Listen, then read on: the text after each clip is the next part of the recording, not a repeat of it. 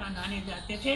ब्राह्मणी बहुत थक जाती थी। एक दिन बोली कोई बेटा होता तो बहू आ जाती और घर में खाना बनाकर बसे कर लेंगे। खाना पैर दबाती और हार उतर जाते। बोला तुमने ऐसी बात भी क्या कही बहू तो मैं अब ला दूंगा।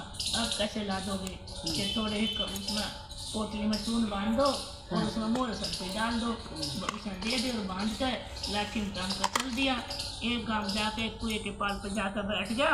वहाँ नदी किनारे लड़की आया करती खेला करती अपना अपना घर बनाती और ढाल देती। एक लड़की ने अपना घर नहीं ढाया तो वो कह लगी तुमने अपना आज घर क्यों नहीं ढाया। वो कह लगी मुझे तो रहने के लिए चाहिए, मैं अपना घर नहीं ढाऊंगी। तो बुढ़ा देख रहा था, उन्हें सोचा यही लड़की एक समझदार है। उसके पीछे पीछे चल दिया और उसकी पैड़ी पर जाकर बैठ गया और कहने लगा कार्तिक का महीना कोई सुनता गिनता हो तो मैं आटा ले रहा हूँ, मैं पराई घर का नहीं खाता, कोई मेरी 4 रोटी बना दे।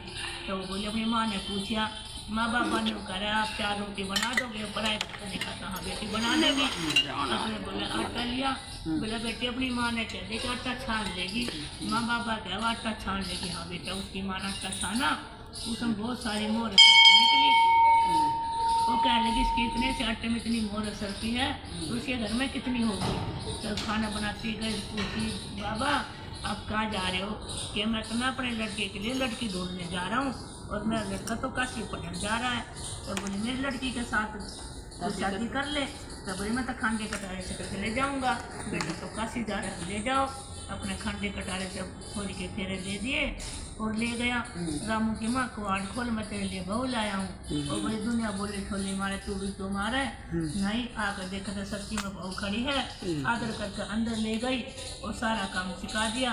बहू अपने खाना बना कर रखती, कपड़े धोकर रखती, आती उनके पैर दबाती, उनको आनंद सा आ गया। कार्तिक देवता ने बड़ी कृपा करी। एक दिन सास बोली ए बहू एक बात तू मेरी सुन ले, मटके का पानी ना खत्म होने दियो, चूल्हे की आँच नहीं बुझने दियो। ठीक है माँ। ऐसे करती गई। एक दिन वो भूल गई, चूल्हे की आँच बुझ गई तो पड़ोसन के पास गई कि मेरा सासू ससुर तुम्हें बहन थोड़ी आँच दे दे, मैं अपने सासू ससुर खाना बनाऊंगा। मुझे कह रहे सासू ससुर तेरे कोई सासू ससुर तो औलाद नहीं है, वो तो तुझे ठग लाए। तो वो तो ऐसे झूठ बोल रहे हैं। बोले नहीं वो तो काशी पढ़ने गया है, नहीं वो तो तेरे को ठग कर लाए। फिर क्या करूँ कि जली फूकी रोटी बना दियो, आलूनी दाल बना दियो और भटक से कुआड़ खोलियो, उनकी कोई सेवा मत करियो।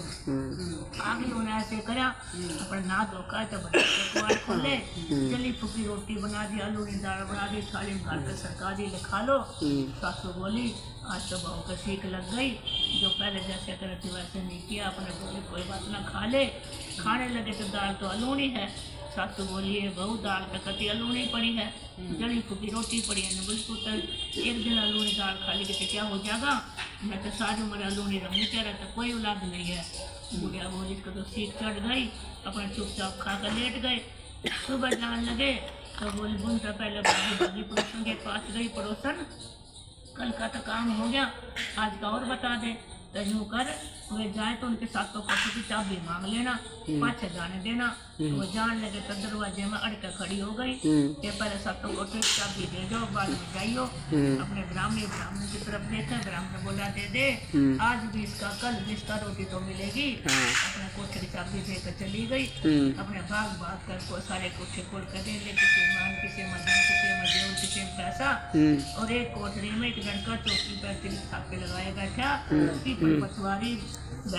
पीपल पछवारी गंगा जमुना राय दामोदर ठाकुर जी महाराज और गंगा जमुना बहन लग रही, सूरज चंद्र चमकन लग रहे और ठाकुर जी नारायण अपने लड़का माला खेलने लग रहा।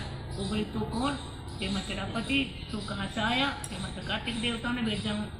ठीक है तो कुआड़ बंद कर दे, मेरे पिताजी आऊँ तब कुआड़ खोलना। अपने सारा जेवर सारा हार सिंगार